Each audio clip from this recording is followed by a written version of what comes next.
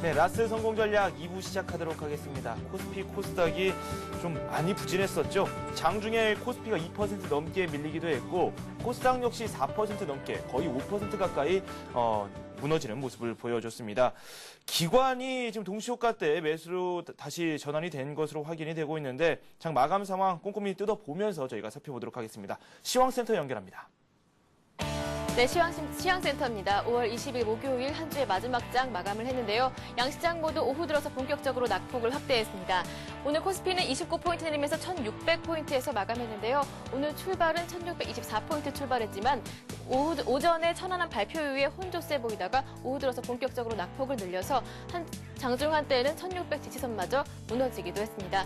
투자 주체들의 움직임, 오늘 외국인과 기관 모두 쌍끌이 매도 행진 이어갔습니다. 기관은 그래도 960억 원 정도 매수했는데요. 개인이 1,800원 정도, 1,800억 원 매수. 하지만 외국인 매도 물량 거세게 들어오면서 3,800억 원 정도 매도했습니다.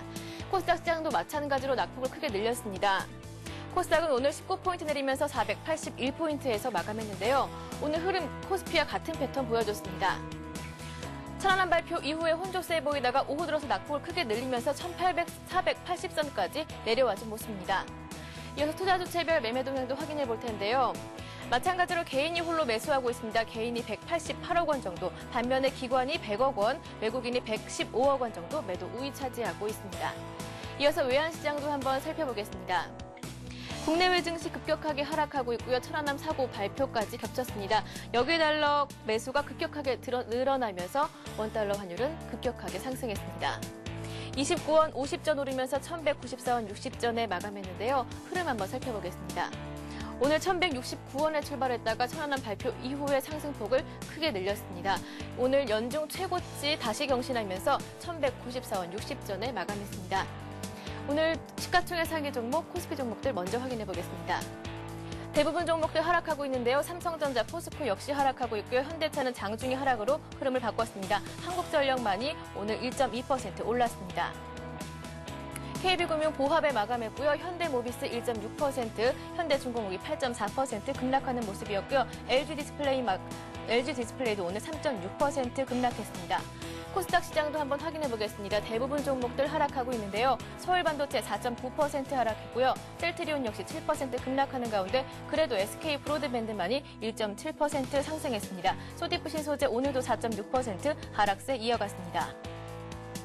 메가스터디가 1.8% 내렸고요. CJ 오쇼핑 3.9% 내리는 가운데 네오이즈 게임즈만이 3.4% 올라주는 모습이었고요. SK컴즈는 9% 낙폭을 크게 늘렸습니다. 이어서 오늘 특징 테마 업종도 살펴보겠습니다. 오늘 외국인들의 매도세 급격하게 늘어나고 있는 가운데 주도주들이 부진한 움직임 보여줬는데요. IT 업종들 많이 내렸습니다. 살펴보겠는데요. 삼성전자가 2% 내렸고요. 하이닉스와 LG디스플레이 3%대로 급락했습니다. 삼성 SDI 역시 2%대 내렸습니다. 마찬가지로 자동차 업종들 주도주 중에 그래도 선전 하나 했지만 지수 급락하면서 상승폭 그대로 반납했습니다. 현대차가 약보합, 기아차 역시 약보합에 마감을 했고요. 쌍용차만이 6%대 상승 흐름 유지해줬지만 현대모비스 그리고 만도, 세종공업까지 자동차 부품주들도 모두 내리는 모습이었습니다. 반면에 오늘 은행주들 약세장 속에서 그나마 선전해주고 있는 모습입니다. 그동안의 낙폭 과대에 따라서 오늘은 그래도 조금씩 버텨주는 모습인 것 같은데요. KB금융과 신한지주가 보합에 마감을 했습니다. 우리금융이 강보합에 마감했고요. 하나금융지주 1%, 기업은행이 3.8% 올랐습니다. 마지막으로 오늘 신기한 점이 하나 있는데요. 방산주들은 하락하고 있고요. 경협주들은 상승하고 있습니다. 먼저 방산주들입니다. S&T중공업이 2% 내렸고요. 풍산홀딩스가 1%, 수산인프라코어 역시 1% 내렸습니다. 빅텍이 4% 하락폭을 크게 늘렸습니다. 반면에 경협주들은 상승하고 있는데요.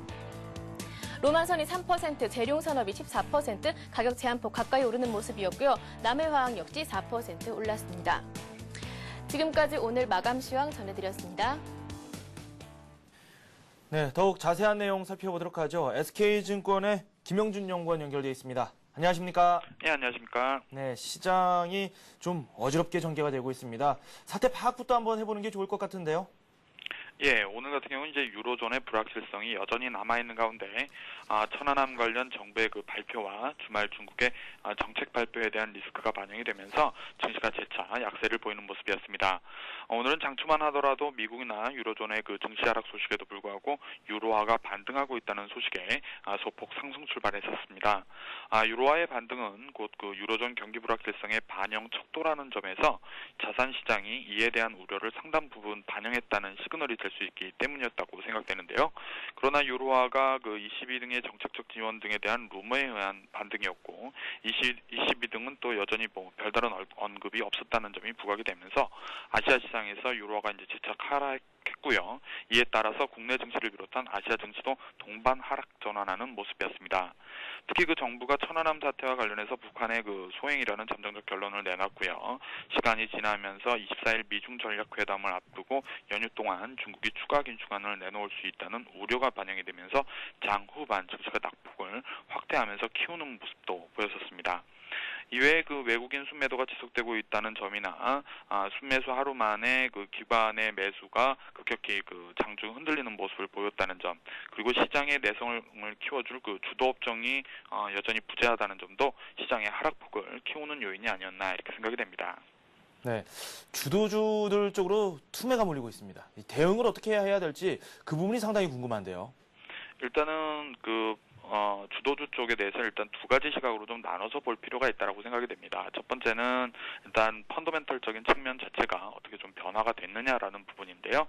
아직까지는 그러한 부분에 있어서 큰 변화 요인들은 실질적으로 없지 않나 이렇게 생각이 됩니다. IT라든지 자동차 같은 업종들, 그리고 이와 관련한 부품주들에 대한 관심은 여전히 유효한 상황이고요.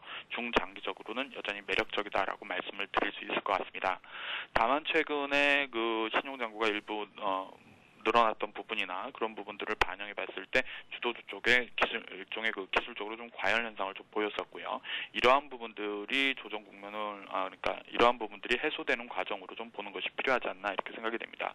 일단 좀 중단기적으로는 아직까지는 좀 더 여유를 가지고 접근하는 것이 필요하다라고 생각이 되고요. 어느 정도 시장이 충분한 안정을 찾는다면 다시 한번 뭐 중장기적인 관점에서 주도주 쪽에 관심을 가지고 좀 접근해 볼 필요가 있지 않나 이렇게 생각이 됩니다. 네, 안정되기에는 시간이 좀 걸리지 않을까라는 생각이 드는데 1600선 회복하면서 코스피가 마감이 되기는 했습니다. 하단 밴드를 어느 수준까지 보는 게 좋을지 1550에서 60 사이를 보는 분들이 상당히 많긴 한데요. 어느 수준까지 봐야 하는 게 좋을까요? 일단은 1600선 이하 정도는 관심권이라고 좀 보는 게 맞을 것 같고요. 추가적으로 시장이 좀 더 하락할 여지는 좀 더 남아있다라고 생각이 됩니다. 일단 주말 동안에 중국 긴축이나 이런 그 불확실성이 해소가 돼야 되고요. 또 무엇보다는 또 그 미국의 금융 규제라든지 이런 부분이 그 실질적으로 상원을 통과하면서 불확실성을 해소시켜주는 좀 부분을 좀 봐야 될 것 같고요.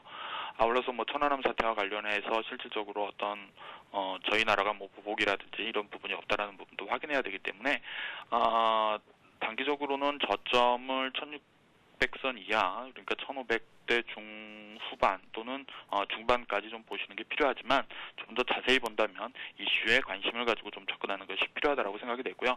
다만 시각 자체는 1600선 이하에서는 어느 정도 매력을 찾는 구간이다라고 보시는 것이 맞지 않나 이렇게 생각이 됩니다. 네, 우리 시장이 일단 국내 요인으로도 이렇게 하락한 것으로도 보입니다. 일단은 해외 변수들 쪽도 저희가 잘 챙겨봐야 될 텐데 이 연휴 동안에 살펴볼 만한 그 해외 변수들 어떤 것들이 있을까요? 예, 최근 이슈에 대한 시장의 영향력이 확대되면서 연휴 기간 동안 유럽과 중국의 정책적 발표를 예의주시해 볼 필요가 있다라고 이렇게 생각이 됩니다. 사실 유럽과 중국뿐만이 아니라 미국 쪽도 역시 그 관심을 가지고 지켜봐야 된다라고 생각이 되는데요. 유로존의 경우 그 인플레이션 리스크와 함께 신용 리스크 사이에서 22등이 정책적 결론을 좀 내려야 하는 상황인 것 같고요. 중국의 경우 미중 전략 회의를 앞두고 그 정책적 변화를 보여줄 필요성이 있다는 점에 관심이 좀 필요하다라고 생각이 됩니다.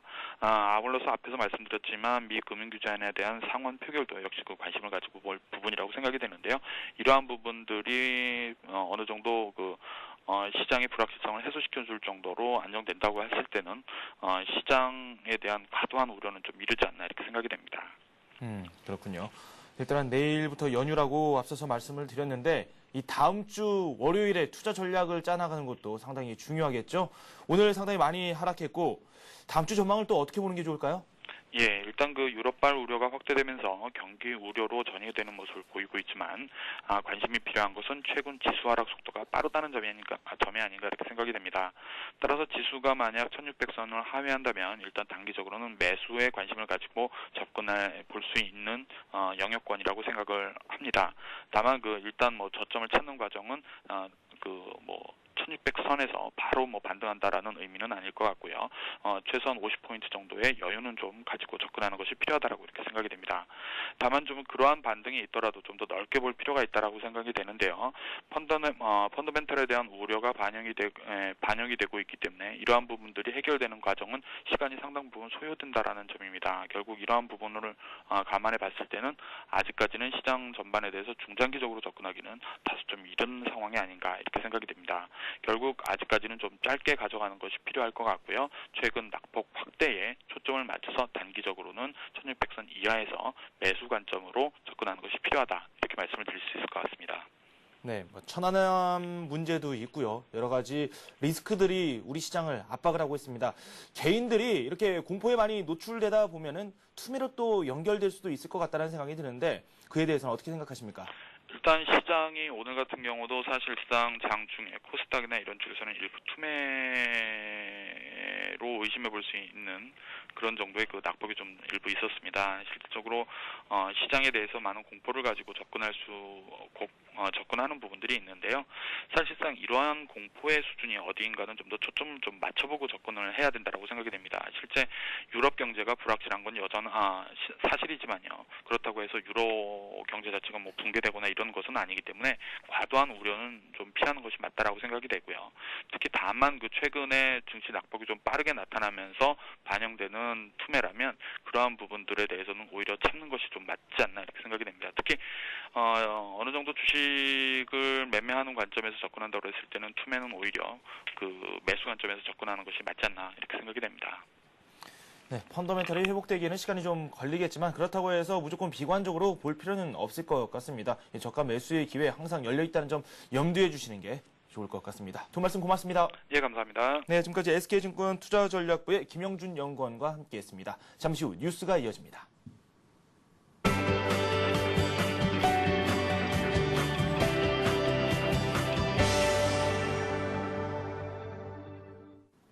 이 시각 주요 뉴스입니다. 천안함의 침몰 원인이 북한 중어뢰에 의한 외부 수중 폭발로 결론이 났습니다.